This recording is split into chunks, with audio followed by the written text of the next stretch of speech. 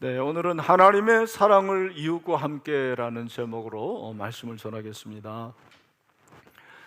영국 속담 중에 하루 동안 행복하려면 이발을 하라, 일주일 동안 행복하려면 여행을 하라, 한 달 동안 행복하려면 집을 사라, 1년 동안 행복하려면 결혼을 하라.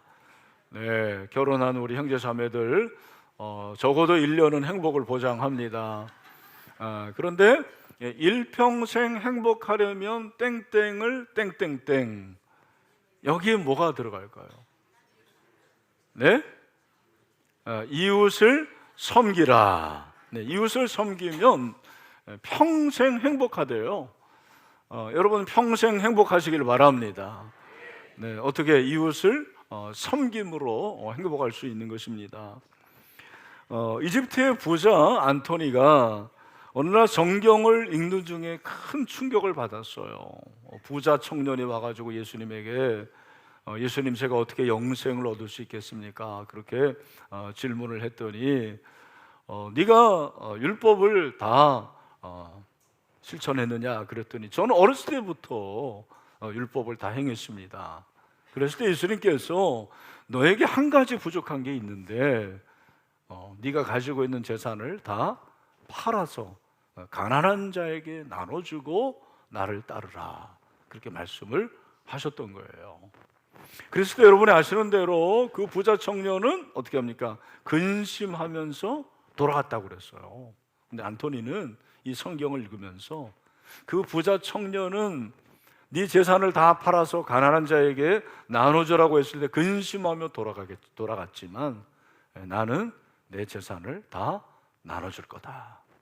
그래서 실제로 이 사람이 부자였는데 자기의 재산을 일부를 노이 동생에게 나눠주고 나머지는 가난한 자에게 다 나눠줬다고 그래요. 그리고 본인은 이집트의 사막에 가서 3년 동안 굴 속에서 기도하고 묵상하고 수도를 했다라는 그런 이야기가 있습니다. 오늘 이 말씀에도 보니까 어떤 율법 교사가 예수님에게 찾아와서 어떻게 영생을 얻을 수 있겠습니까? 라고 질문을 하는 거예요. 그런데 예수님께서 26절에 보니까 율법에 무엇이라 기록되었으며 내가 어떻게 읽느냐 그랬어요. 율법에 무엇이라 기록되었느냐?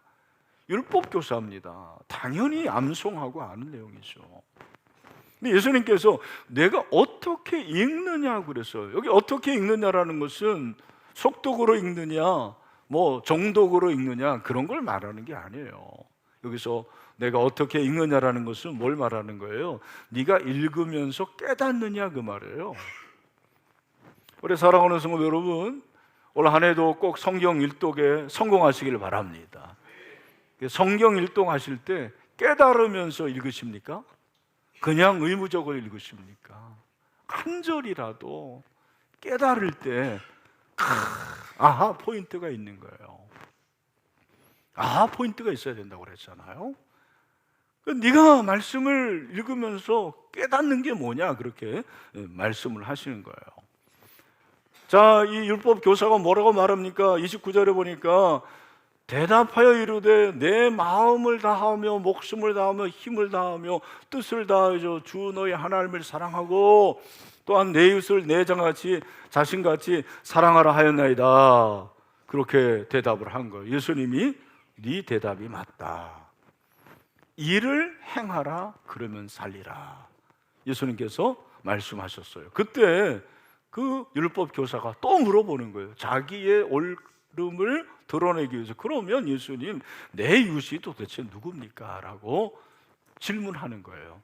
그 질문에 대해서 예수님께서 선한 사마리아인의 비유를 말씀해 주시죠. 유대인 한 사람이 여리고성을 지나가는데 강도를 만나고 다 빼앗깁니다. 상처를 입죠. 그때 제사장이 지나갔는데 피하여 지나갔다고 그랬어요. 그죠? 레위인도 피하여 지나갔어요. 그런데 사마리아인이 지나갔는데 그 불쌍한 사람을 보고서, 그죠? 불쌍히 여겼다고 그랬고 포도주를 붓고 그리고 상처를 싸매어 주고 돌보아 주다가 안 되겠으니까 짐승에 태워서 다시 주막에 데려가고 2데나리온을 주면서 내가 올 때까지 돌보아 주라고 했다. 예수님께서 이 비유를 말씀하신 후에 네가 생각하기에 누가 강도 만난 자의 이웃이 되겠느냐, 그렇게 질문을 했어요. 당연히 누굽니까? 네, 선한 사마리아인이죠. 자비를 베푼 자다. 참, 이 율법 교사 보세요. 사마리아인이라는 말도 안 해요. 자비를 베푼 자입니다. 예수님께서 뭐라고 말합니까? 다 같이 시작. 너도 이와 같이 하라 하시니라. 아멘. 하나님 사랑과 이웃 사랑은 율법의 핵심이죠. 성경을 요약하면 뭐예요? 하나님 사랑, 이웃 사랑이에요. 그런데 여러분 기억할 것은 하나님의 사랑은 이웃 사랑으로 표현돼야 돼요. 그게 신앙이에요. 다시 한번, 하나님의 사랑은 어떻게 해요? 이웃 사랑으로 표현돼야 되는 거죠. 오늘 산부 예배를 드리고 있는 여러분 모두, 우리 사랑하는 신일의 형제자매 여러분 하나님을 사랑하시죠? 그러면 이웃 사랑으로 표현돼야 돼요. 이웃 사랑으로 드러나야 되는 거죠. 우리가 잘 아는 이 말씀이지만 저는 오늘 3가지 질문을 통해서 오늘 본문을 좀 살펴보려고 그래요. 첫 번째 질문은 누가 이웃이냐? 누가 이웃인가? 오늘 이 본문을 보면 우리가 관심을 가져야 될 첫 번째 단어, 그게 이웃이죠. 이웃이라는 단어가 계속 반복되고 있어요. 이웃에 대해서 율법 교사가 질문한 것과 예수님의 질문이 차이가 있습니다. 그걸 여러분 발견하셨는지 모르겠어요. 율법 교사의 질문은 누가 이웃입니까? 그죠? 29절을 보면 누가 이웃입니까? 라고 질문을 해요. 그런데 예수님은 뭐라고 말씀하십니까?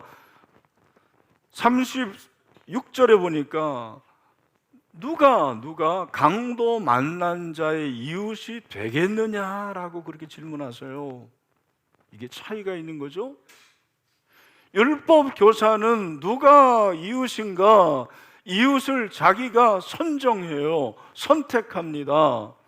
그리고 자신의 이웃을 본인이 제안을 하는 거예요. 이게 바로 유대인들이었습니다. 저 사람은 내 이웃이야.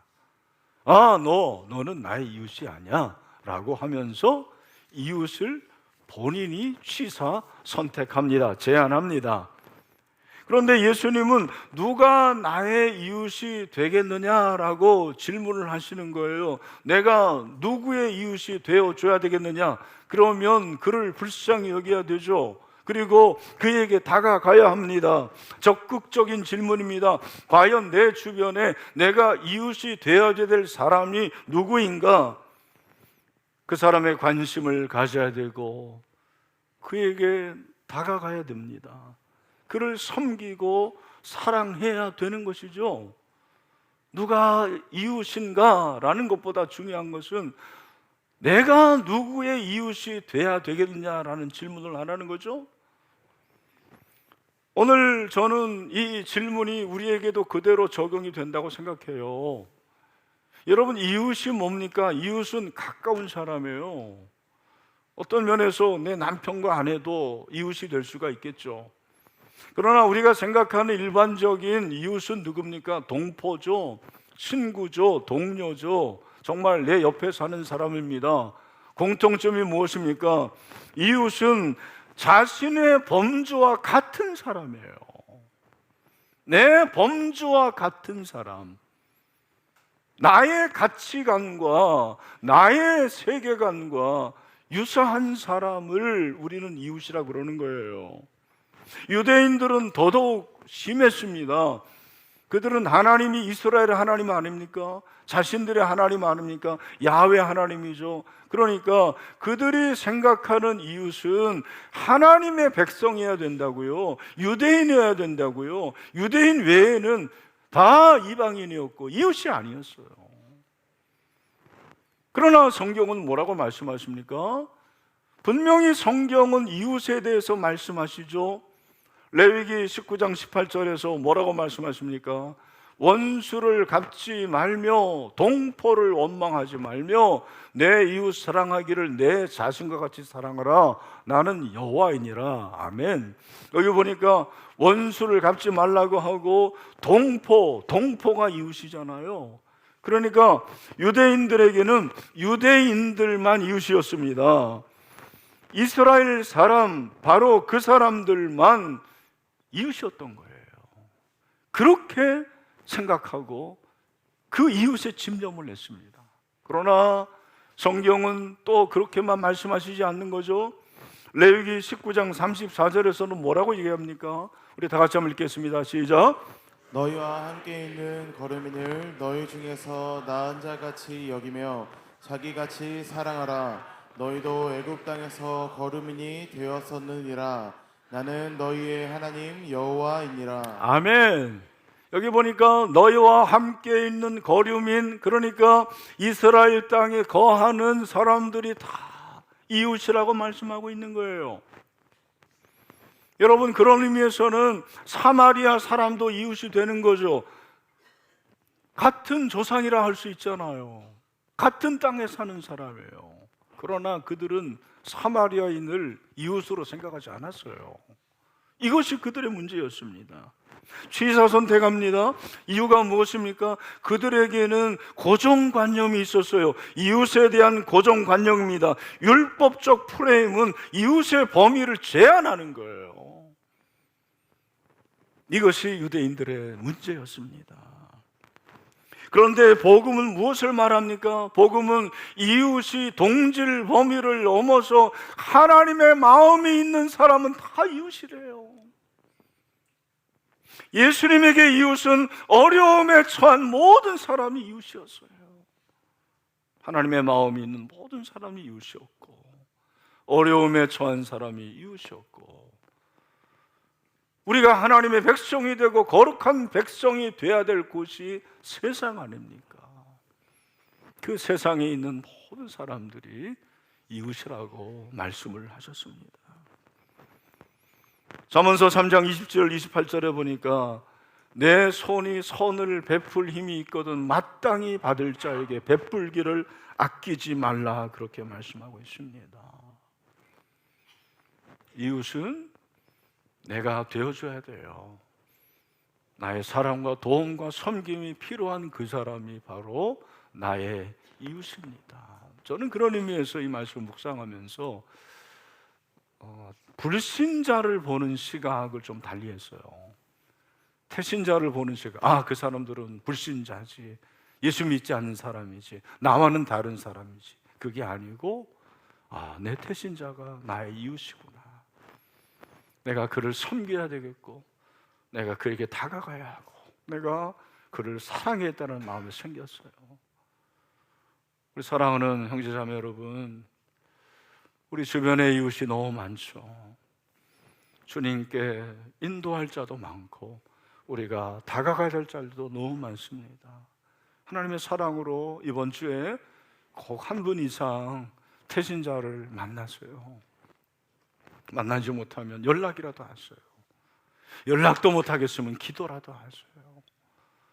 여러분, 생명축제는 10월에만 있는 게 아니에요. 우리 1월부터 우리 태신자에게 다가갈 수 있는 그런 주님의 사람들이 되시기를 축원합니다. 내가 이웃이 되어야 돼요. 두 번째 질문은 내 자신을 사랑하는 것처럼 이웃을 사랑하는 것이 무엇인가라는 거예요. 27절에서 대답하여 이르되 내 마음을 다하며 목숨을 다하며 힘을 다하며 뜻을 다하여 주 너희 하나님을 사랑하고 또한 내 이웃을 내 자신같이 사랑하라 하였나이다. 우리가 잘 아는 말씀이에요. 여러분, 내 이웃을 내 자신같이 사랑하는 게 뭘까요? 여기에 대해서 일반적으로 학자들이 얘기하는 건 두 가지 의견입니다. 첫 번째는 이것은 이웃 사랑하기 위해서 먼저 자기 자신을 사랑해야 된다는 거예요. 이건 제 생각인데 아마 상담학자들, 심리학자들이 이렇게 많이 얘기하지 않을까 생각합니다. 또 한 가지는 자기를 사랑하는 것만큼 이웃을 사랑하라는 거예요. 여러분, 이것은 윤리적인 그러한 시각이라고 생각을 해요. 윤리적 접근이에요. 내 자신을 사랑하는 것처럼 이웃을 사랑하는 것을 윤리적으로만 접근하면 세상에 주님의 말씀을 실천하는 사람들은 교회 밖에 더 많아요. 왜? 교회 밖에 이웃을 사랑하는 사람들이 참 많아요. 저는 말씀 묵상하면서 여기서 내 자신같이 사랑하라라는 이 말씀을 구원론적으로 좀 생각을 해봤어요. 이것은 네가 구원받은 사람으로서 이웃을 사랑하라라는 그런 말씀으로 저는 묵상을 했습니다. 네가 구원받은 성도 아니냐? 구원받은 성도로서 이웃을 사랑하는 것이 마땅하지 않겠느냐라는 말씀이었습니다. 여러분, 성도는 어떤 사람입니까? 성도는 믿음으로 의에 이른 사람 아닙니까? 여러분, 여러분은 믿음으로 의에 이른 사람들입니다. 의롭다 여김을 받았어요. 그러면 여기서 의라는 것은 무엇입니까? 이 체데크라는 것, 디카요라는 것은 두 가지 의미가 있습니다. 하나는 법정적 의가 있고 실천적 의가 있어요. 잘 들으세요. 법정적 의는 무엇입니까? 이것은 내 노력으로는 얻을 수 없는 은혜를 입었다라는 거예요. 우리가 의롭게 된 것은 나의 노력이 아니에요. 나의 어떠함이 아닙니다. 나의 어떤 열심이 아니에요. 나는 죄인인데 예수님이 십자가에서 내 죄를 담당하시고 죽으신 거예요. 그 결과 죄인이 의인되었습니다. 늘 우리는 이것이 감사해요. 이건희 목사가 죄인이었는데 나의 죄를 위해서 주님이 죽으신 거예요. 그래서 법정적으로 너는 의인이다 칭해 주셨어요. 이게 칭의예요. 이것은 법정적 의입니다. 그런데 또 한 가지 의가 있는데 실천적 의가 있다는 거예요. 하늘에서 시작한 그 법정적 의가 땅으로 내려와요. 실천적 의로 이어지는 것입니다. 실천적 의는 구원의 은혜를 내가 이렇게 받았으므로 그것을 흘려보내는 것을 말하는 거예요. 이웃의 눈물을 닦아주고 상처 입은 자를 돌보고 고통의 짐을 함께 지는 손길, 이것이 바로 실천적 의로서의 성도예요. 이 실천적 의를 보여주신 분이 바로 예수님입니다. 이것을 실현하신 분이 예수 그리스도입니다. 예수 그리스도는 하늘의 공의를 품으시고 이 땅에 내려오셨습니다. 병든 자를 고쳐주셨습니다. 상처를 싸매어 주셨습니다. 굶주린 자를 먹여주셨습니다.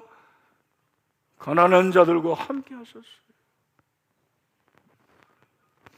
바로 이것이 우리 주님께서 보여주신 실천적 의예요. 우리가 주님의 제자가 되는 것은 그 주님을 닮는 거죠. 작은 예수가 되는 것을 말하는 것입니다.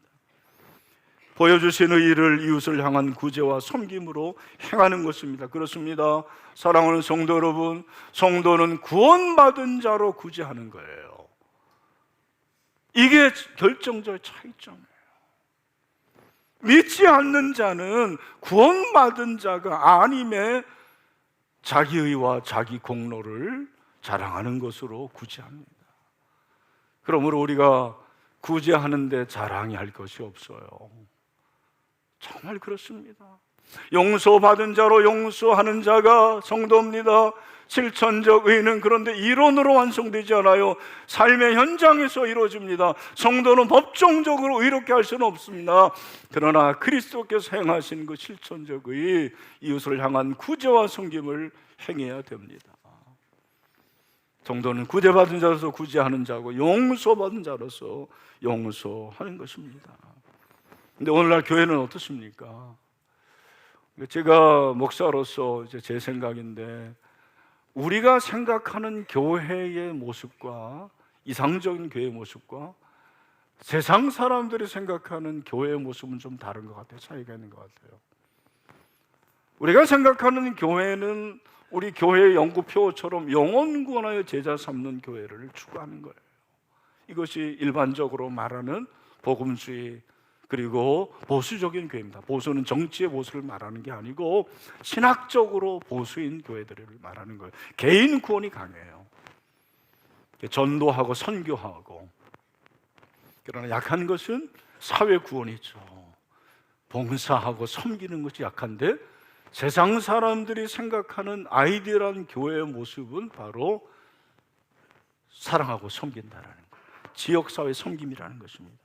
이걸 잘 보여주는 것이 한국교회의 가장 시급한 과제가 무엇이냐라는 질문에 대해서 성도들도 지역사회 신뢰 회복을 53%로 1위로 그렇게 꼽았습니다. 그런데 아이러니한 것은 신앙에서 신앙이 좋은 사람의 이미지 두 가지를 선택하라고 했는데, 일상을 잘 사는 사람, 교회 봉사뿐만 아니라 사회 봉사를 열심히 하는 사람이라고 했는데, 그렇다면 당신은 어떻게 하고 있습니까?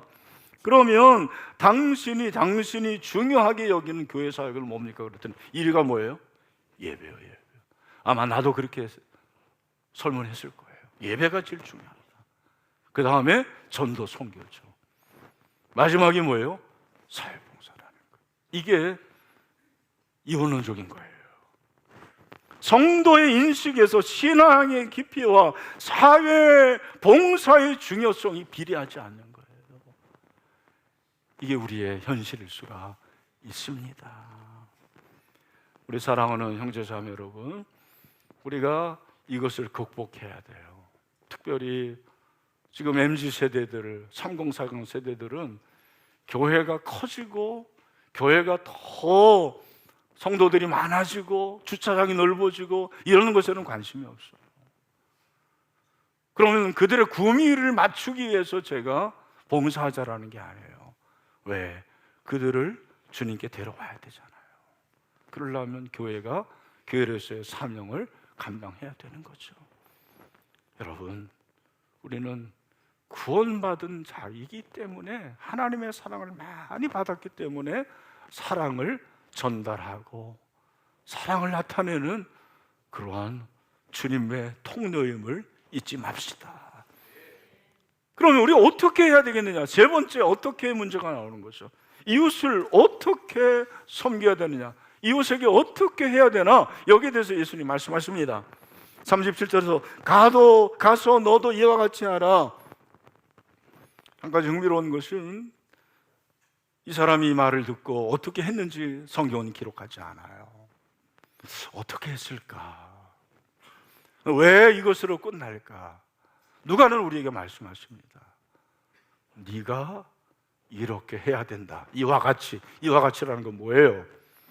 율법 교사처럼 해학적인 그리고 지식적인 그러한 신앙이 아니라 실천적인 행함을 드러내야 된다, 그렇게 말씀을 하시는 것 같습니다. 저는 선한 사마리아의 비유에서 이 사마리아인이 어떻게 해낸지 이 두 해에 대해서 관심을 가졌어요. 어떻게 합니까? 그는 가까이 갑니다.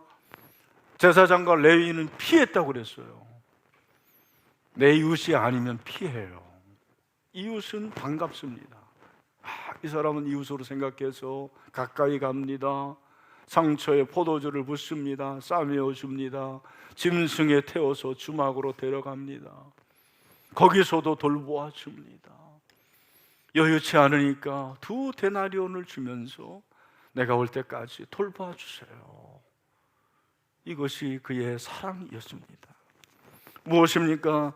강도 만난 사람을 위해서 다가갑니다. 시간을 냅니다. 물질을 투자합니다. 뭐예요? 이렇게 하라라는 거죠. 말이 필요 없어요. 이런 표현 죄송합니다. 입 닥치고 행하라는 거예요. 우리는 댓글을 달죠. 예수님, 그 사람 나 싫어해요. 근데 내가 뭘 나갑니까? 예수님, 나와는 맞지 않는 사람이에요. 나하고는 다른 사람이에요. 나에게는 그런 여유가 없어요. 예수님 아시잖아요. 지금 내 몸 하나 건사하기도 어려워요. 그런데 무슨 이웃에게 나갑니까? 이렇게 말하는 거예요. 아니라는 거예요. 핑계하지 말아라. 댓글 다지 마라. 가서 이와 같이 행하라. 행하라, 말하라라고 말하지 않아요. 말이 아닙니다. 여러분, 이웃사랑은 말이 아니에요. 야고보 사도가 그렇게 말하지 않습니까? 야고보 기자가 우리에게 말하는 것이 야고보서 2장 15절부터 17절 말씀인데, 우리 다 같이 한번 읽겠습니다. 시작. 만일 형제나 자매가 헐벗고 일용할 양식이 없는데 너희 중에 누구든지 그에게 이르되 평안히 가라, 덥게 하라, 배부르게 하라 하며 그 몸에 쓸 것을 주지 아니하면 무슨 유익이 있으리요? 이와 같이 행함이 없는 믿음은 그 자체가 죽은 것이라. 아멘. 사랑은 말장난이 아니에요. 사랑은 미사여구도 아닙니다. 사랑은 구호도 아닙니다. 사랑은 실천입니다. 사랑을 실천합시다. 올 한 해 우리 신일교회 표가 뭐예요? 하나님의 사랑을 이웃과 함께. 제가 신일교회를 목회하면서 늘 지역사회 관심이 있죠. 그리고 지역사회를 섬기려고 그래도 노력하는데 생각해 보니까 너무너무 부족하더라고요. 솔직히 시인합니다. 우리 어르신들을 위해서 경로대야 우리 권사님들이 최고의 음식을 준비해요. 그리고 매 개강 예배 때마다 선물을 꼭 합니다. 별거 아닌 것 같지만 선물해요. 그리고 지혜숲 도서관을 통해서 우리 다음 세대 자녀들에게 책을 읽히고, 리더는 위더잖아요, 그죠? 발음이 헷갈리는데 별로 좋진 않습니다만. 그리고 SOS 긴급구호뱅크 헌금을 통해서 우리가 긴급구호뱅크를 지금 실시하고 있습니다. 잘 모르는 분들이 있을 것 같은데 그 연유는 이렇습니다. 코로나19를 맞이해서 너무나 많은 사람들이 갑자기 직업을 잃고 경제적 어려움이 있어요. 그래서 병원비도 마련하지 못하고 또 세금도 이렇게 밀리게 되고 월세도. 그랬을 때 하나님께서 저에게 그런 마음을 주셨어요. 우리 제자반 총무들과 함께 나눴더니, 목사님 우리가 함께 해요. 제자반 수료하는 우리 수료자들이 십시일반 해가지고 제 기억에 2,700만 원인가 거의 3천만 원이 가까운 돈을 종잣돈으로 마련을 했습니다. 그리고 이어서 여러분들이 계속 헌금을 하는 거잖아요. 지금까지 70명에게 전달했습니다. 100만 원씩. 빌려주는 거예요. 갚지를 않아서 그렇지. 빌려줍니다. 제가 늘 말하잖아요. 빌려주는 거는 받을 생각 하지 마세요. 저는 받을 생각 안 해요. 갚으면 좋은 거고. 지금까지 6,727만 9천 원을 지급했습니다. 거의 7천만 원에 가까운 돈을 저희들이 지급을 했어요. 저는 SOS 긴급구호뱅크를 이제 교인들뿐만 아니라 우리 지역에 있는 주민들에게도 오픈을 하면 어떨까라는 생각이 들고요. 그리고 지역사회 봉사팀에서 저장강박증이라는 게 저도 처음 접한 단어였는데 찾아보니까 쉽게 말하면 정리가 잘 안 되는 사람들이에요. 정리할 수 없는 사람들. 그래서 청소를 해주고 도배를 해주고 페인트칠을 해주고 우리 지역사회 봉사팀이 귀하게 사역을 감당하고 있어요. 올해는 저희가 몇 가지로 새롭게 실천을 하려고 합니다. 첫 번째, 우리의 관심이 청년들에 있어요. 청년들 장애 중에서 이 경계성 장애인들이 많더라고요. 자아가 불안해요. 정서가 불안해요. 밖에 나오질 않아요. 은둔형 외톨이들이 참 많습니다. 우리 김원영 목사님이 작년에 그 청년부 사역할 때 한 자매를 방문해 봤더니 세상에 입사 원서를 썼는데 그걸 모았는데 이만큼 쌓였더래요. 그러니 나올 수가 있겠습니까?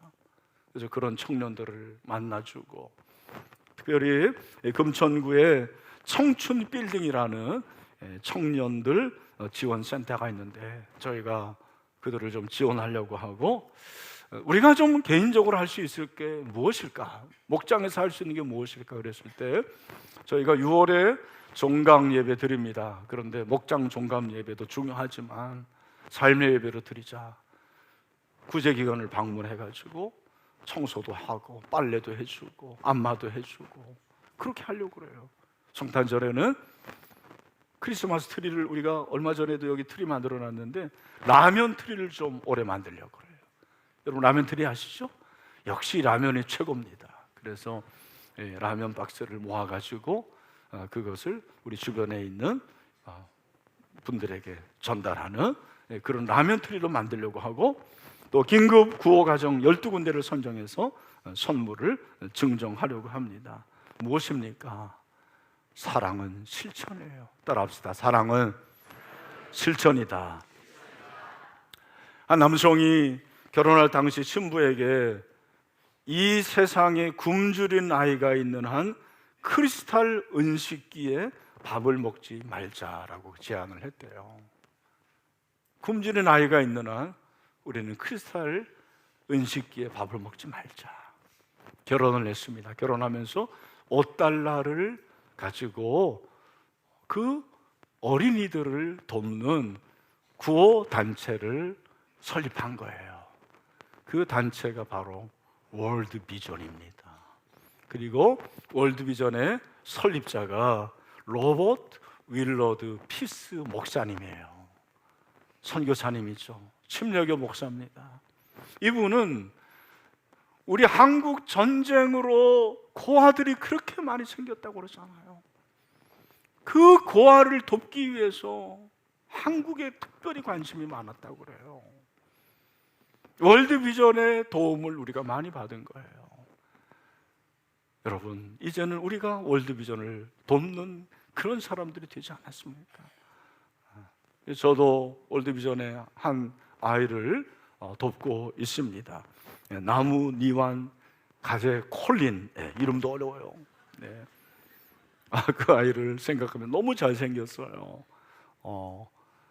그 아이를 제가 돕습니다. 제가 이렇게 말씀드리는 것은 우리가 그 일을 해야 된다는 거예요. 나라가 많이 합니다. 여러분, 기독교처럼 이렇게 구제를 잘하는 종교가 어디 있습니까? 그런데 우리가 더 잘해야 된다고 지금 채찍질하고 있는 거예요. 신명기 15장 11절을 보니까 뭐라고 그랬죠? 다 같이 시작. 땅에는 언제든지 가난한 자가 그치지 아니하겠으므로 내가 내게 명령하여 이르노니 너는 반드시 내 땅 안에 내 형제 중 곤란한 자와 궁핍한 자에게 내 손을 펼치니라. 아멘. 우리 말에 여러분, 가난은 임금님도 구제 못한다고 그랬어요. 여러분, 대통령이 가난을 막지 못해요. 누가 막을 수 있을까요? 나예요, 나. 여러분입니다. 교회가 가난을 막을 수 있습니다. 저는 마지막으로 제 소박한 비전 중에 하나는, 하나님, 우리 신일교를 통해서 독산동의 금천구에 귀한 영혼들, 불쌍한 영혼들, 가난한 영혼들 다 구제받게 해주세요.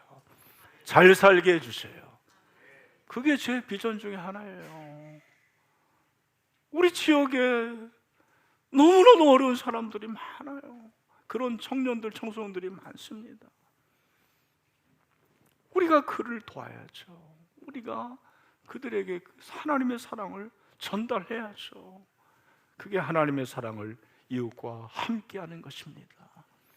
이 귀한 일에 저와 여러분이 잘 쓰임받고 주님의 제자가 되어서 하나님의 사랑을 이웃과 함께할 수 있는 그런 하나님의 사람들이 다 되기를 주님의 이름으로 축원합니다.